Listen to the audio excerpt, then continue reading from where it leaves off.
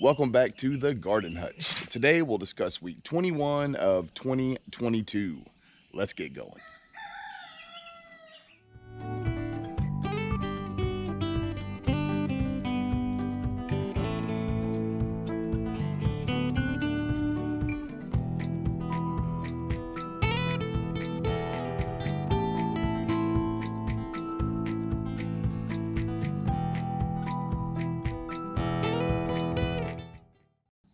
So the weather of week 21 was like many weeks lately. It was variable.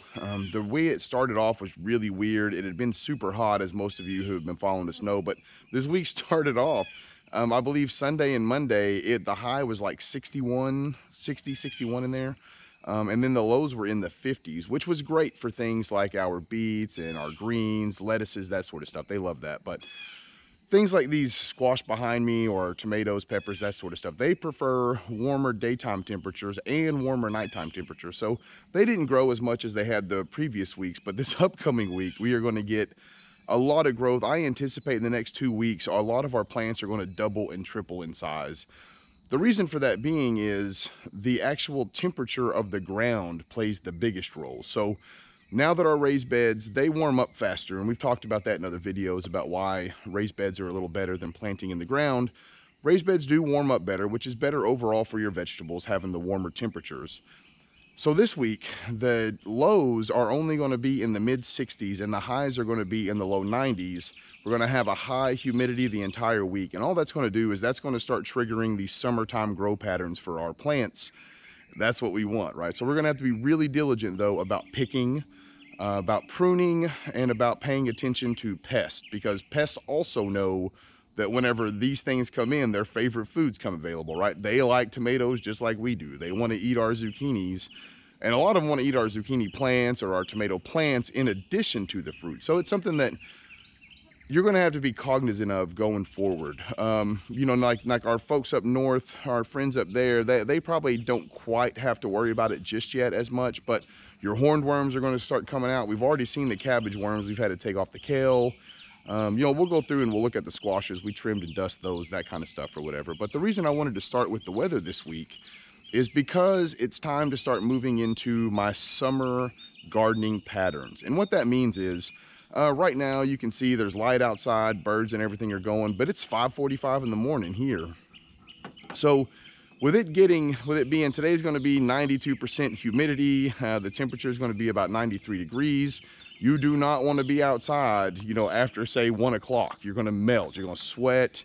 It's going to be really uncomfortable. Bugs are going to be everywhere. So what we like to do is I like to get up out of bed around 5 o'clock, have breakfast, start work outside about 5:45.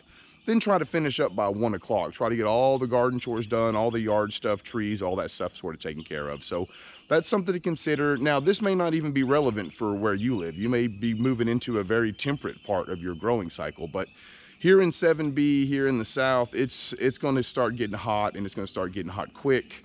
Seems like it has been, you know, last year we had, I don't know, it was almost all of August where the heat index was, you know, in the triple digits. So it's good to get in that pattern early, so that you can sort of get your body used to getting up early, getting outside, getting the things done, you know, especially if you're working, you know, say 8, 9 o'clock in the morning. If you have to be there, you may even have to get up earlier, because I sincerely doubt in this region you're going to want to get home at 5 o'clock, because that's the hottest part of the day for a lot of us, and go outside and do your garden stuff. So just putting that out there more as a PSA than anything else, that it's time, if you want to, it is time to start kind of getting your body used to getting up early, getting outside and taking care of your plants before it gets miserable. One of the things we got accomplished during week 21, we went through all of our squash and we began to trim them. Let me see if this, yeah, this is a good example.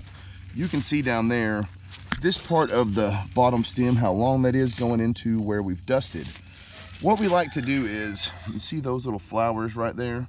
As the flowers start coming up, we start at the bottom of the stem and we just trim right up to where the flowers start. And when we get to the zucchini, that'll be a little bit more prevalent, but these little scallop squashes are coming along really nicely. We left the first ones alone. I was told if you just let the first ones go, the plant will become a lot stronger. And you can see after we trimmed, the growth on these was incredible. So we'll be eating some of these nice little scallop squashes this week along with our zucchini.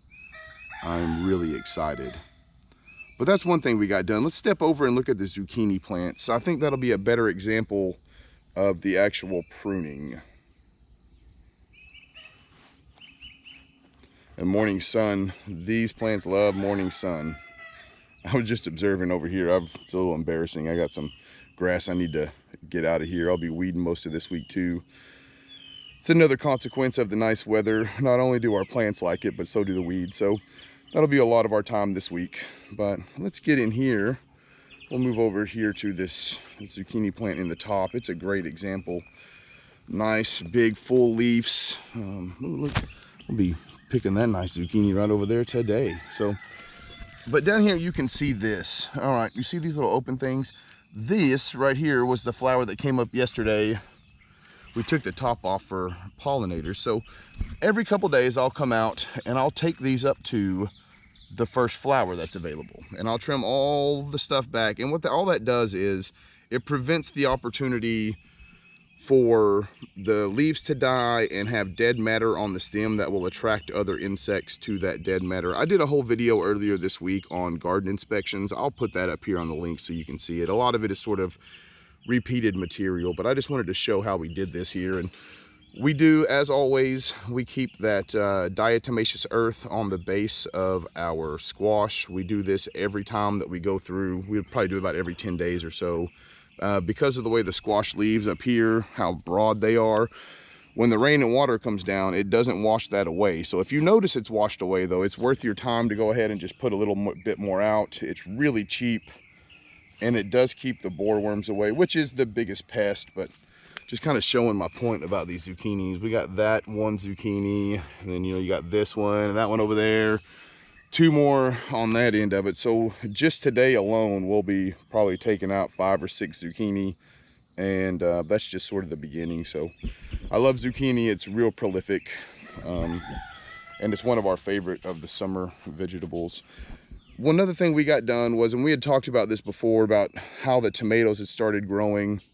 The Romas had started to catch up, and we'll go take a look at the Beefmaster. But I did have to go ahead and tie the Romas up again, and then I'll wait till they get above the stake up here, to do the final tying up of the tomato plant. So this is a determinate variety, so these aren't going to grow all year like our cherry tomatoes.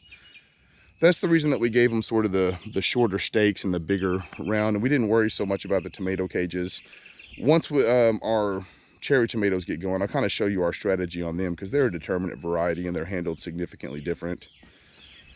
The other thing I wanted to show, because it is time to start fertilizing, and we had talked about this before on our tomatoes, we fertilize as soon as the flowers come on.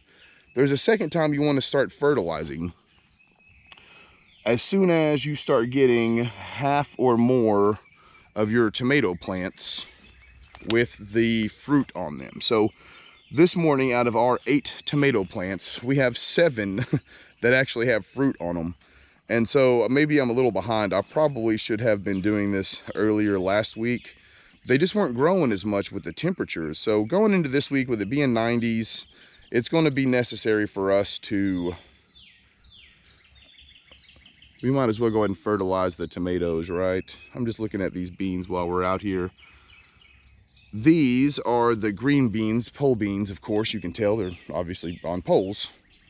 They haven't started to flower yet, but over here I'm really excited. These are my golden wax beans.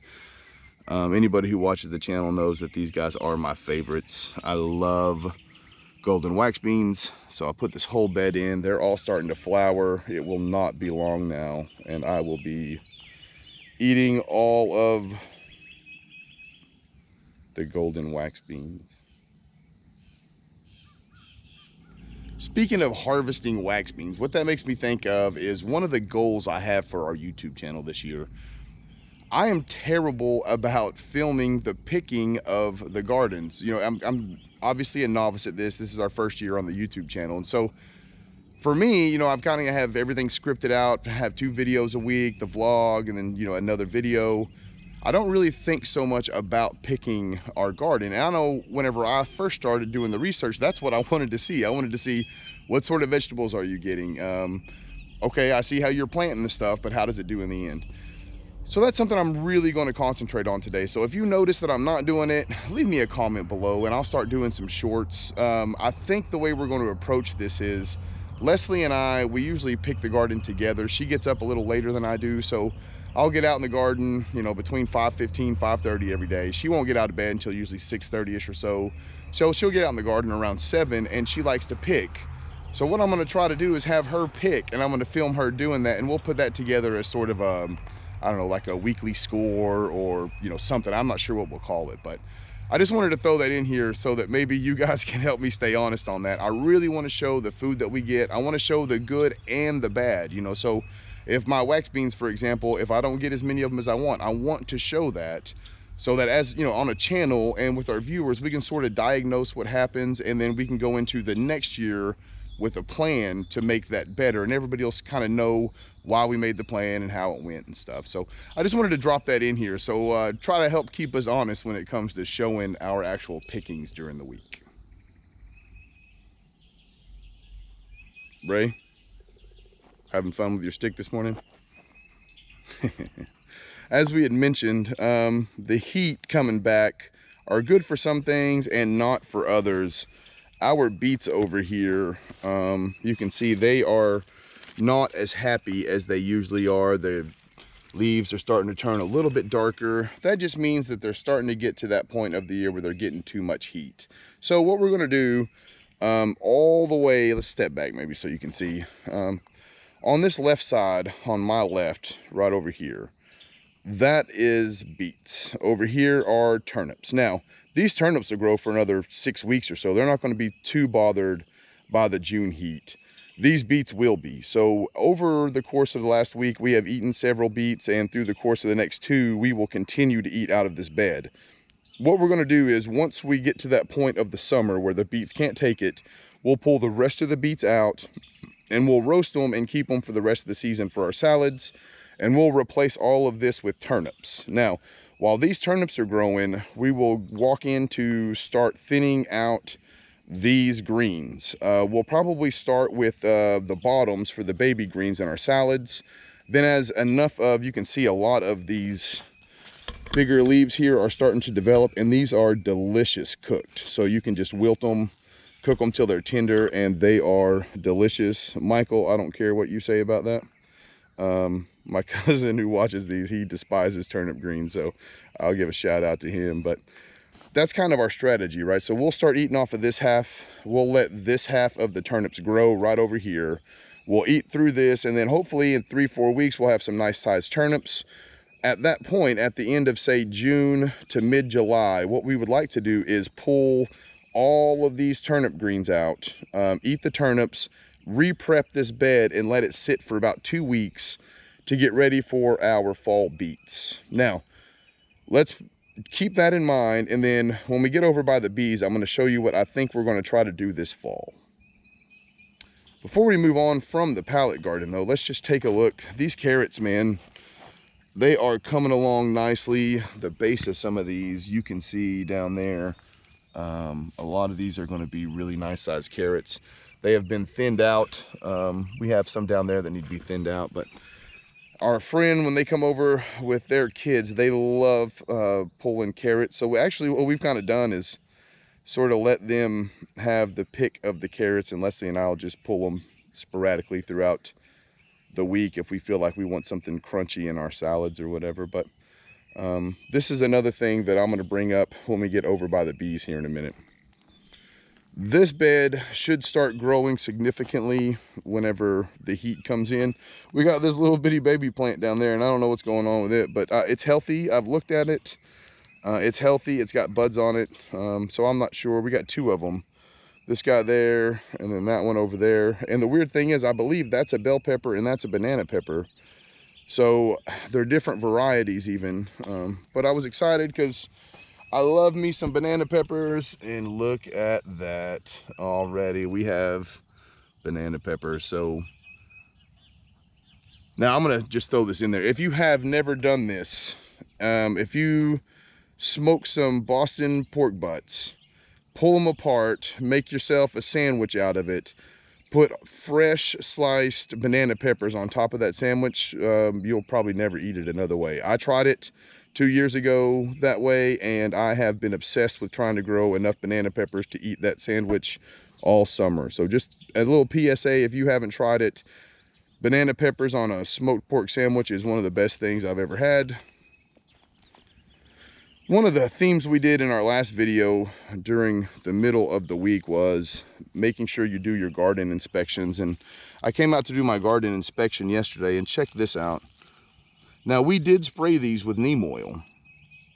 And I look over, and there is like 3 baby grasshoppers on my kale plant over here in the corner, just wearing them out. So apparently the neem oil, it got rid of all the cabbage worms that were on here. As you can see, the inside tender leaves are still nice and beautiful, nothing touching them. But either I missed a couple leaves with the neem oil when I sprayed, or the grasshoppers just don't care about it. But they wore that out pretty good, so I'll get out and, you know, take my trimmers and take off these 2 leaves that got affected. But it's not going to have, kale is super tough. It's going to be here all summer. So as long as you take care of it, address it, take off the bad limbs, these nice little tender young leaves in the middle, they'll come out, and that's what you're going to get your salads off of. And again, with the heat coming in, this chard right here, it enjoys the heat, whereas the lettuce that was, that was taking the space before, it does not. So it kind of works out. This whole moving things around is really working out for us. You can see down here, there was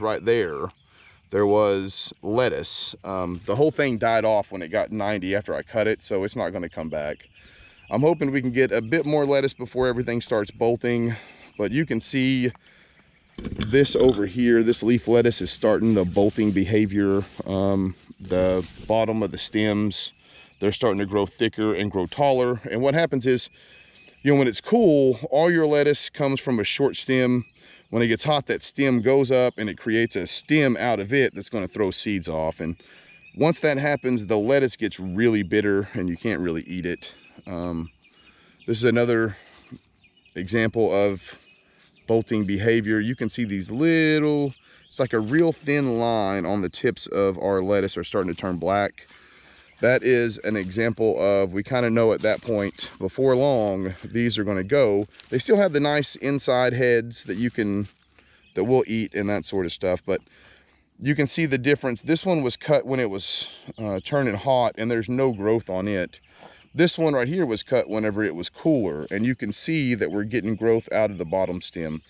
So more than likely what'll happen is I'll take this out, and I guess really what's going to happen is all of these lettuce will be out of this bed. And once that's out and we start our watering regimen up here, we will put bush beans in here just to put nitrogen back in the soil.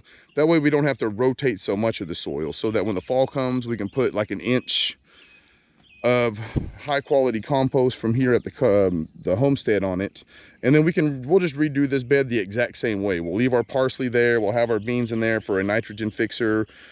Come end of August into the early part of September, we'll just put lettuce back in this bed and we'll start growing lettuce again. And we'll have that probably all the way up till the first freeze. If we get lucky, that could be the end of November, early December. We are excited because these will more than likely be our first tomatoes. We'll get cherry tomatoes first. Now, I'm taking a different approach this year on my cherry tomatoes. Cherry tomatoes are an indeterminate variety. So you can see how much taller we made the posts for these guys. And they'll grow, I don't know, several feet above that. So I already have, what I have is a 22-foot pole that I'll stick in the middle of this, and I'll put it right in the middle, and we'll do it like a big top, right, where it'll go up, and then we'll take strings from the tip down to these 4 posts, and then the tips of those will all take up to that middle apex.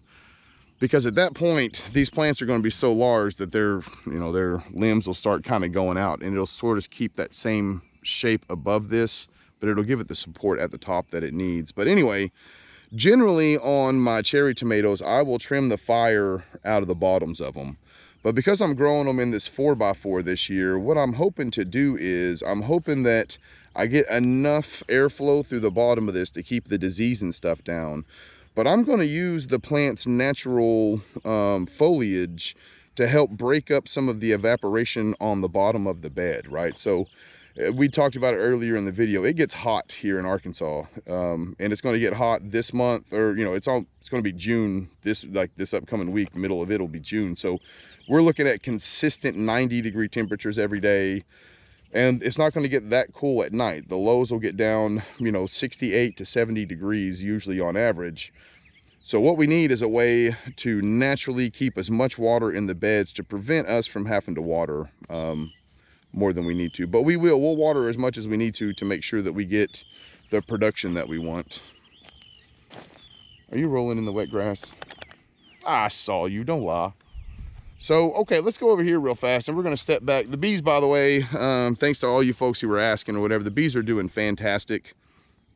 So, the bees are right here by our pallet garden. And over there, we took out that peach tree, and there's a big old hole where we just pulled it out of the ground. So we're not quite sure what we're gonna do with that yet. But what we've decided to do with this area is this end of this summer, early fall, I'm gonna have some more dirt brought in. I'm gonna level this out, and I'm gonna make another pallet garden down here. And we're just gonna fence the pallet garden, the top garden, and this all in together. We'll call it all the top garden.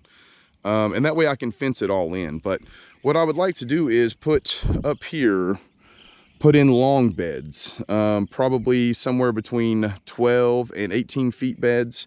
And I would like to have one whole bed for my beets, one whole bed for my carrots. And then I'm thinking about putting in and starting a series next year on growing a lettuce bed for a family of 4. Now, of course, there's only 2 of us that live here, but we probably eat enough salad for a family of 4.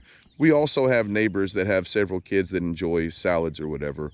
But I think that's something I've been planning. It's a challenge I would like to take on.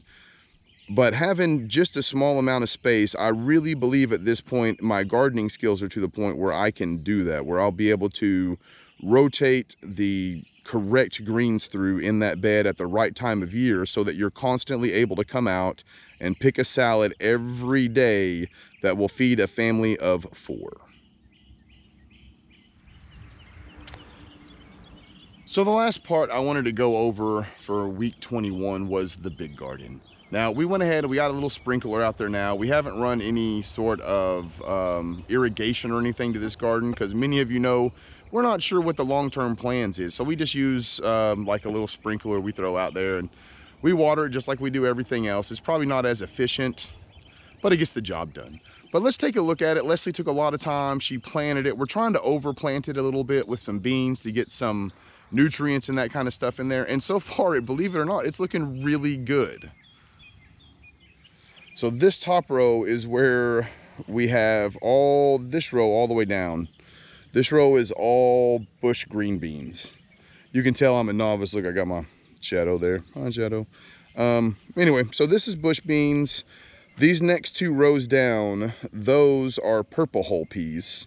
And then the 2 rows below that going into the pollinators, those 2 rows are okra. I know a lot of people, especially in our part of the world, down here in the South, love fried okra. And this may be a bit sacrosanct, but I do not like fried okra. I'm not a huge fan of most fried foods, if I'm being honest. But pickled okra, I could live off of. And that's what we do with most of that okra right there. But I wanted to come down real fast and just show you Leslie's pollinators. She puts a lot of work and effort into bringing pollinators into our yard to help us successfully pollinate our plants. And the more we do this, the more we realize pollination is important, not only for that, but it also brings in beneficial plants to kill off the bad bugs. But I just wanted to kind of show you all how this looks. And this ground down here is not the easiest stuff to work with, but it's not even June, and you can see these purples and yellows and reds popping up and whites, and you can see all of these other plants that are fixing to go to flower. And last year, if last year is any indication of this year, this row down here, she had it blooming from I would say second week of June all the way through the end of August, which was crazy. So anyway, it looks like she's gone even above and beyond this year what she did last year. And the cool thing is almost all of this stuff are seeds that Leslie saved from the year before, and put them in. What she did, she went through and she grabbed the seeds from the most productive of the flowers. She saved those and she replanted them herself. So I thought that was really cool and something that you folks might want to see.